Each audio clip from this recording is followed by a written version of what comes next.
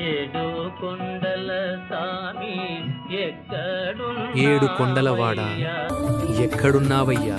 అడుగు ముందుకు పడనంటోందయ్యా. శరీరం సహకరించడం లేదు. ఎక్కలేక ఆగిపోతున్నాను. బాధగా ఉంది స్వామి.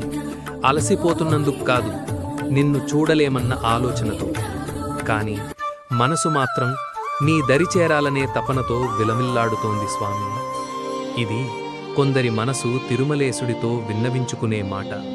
లోకాలను కాపాడేవాడు, భక్తులకు అతి సులువుగా దరికే ఆ శ్రీనివాసుడు మన కలియుగ దైవం. తన బిడ్డల ఈ అవస్థను చూసి, తనను చేరాలన్న వారి తపనను చూసి ఎలా నిశ్శబ్దంగా ఉంటాడు? భక్తుడిని బాధించే భగవంతుడుంటాడా?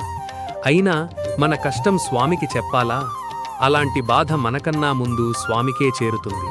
అందుకే గర్భాలయంలో ఏకాంత సేవ ముగించుకుని తన భక్తుల బాధను తొడవడానికి స్వయంగా కొండ దిగి వస్తున్నాడు ఆ వెంకటేశ్వరుడు.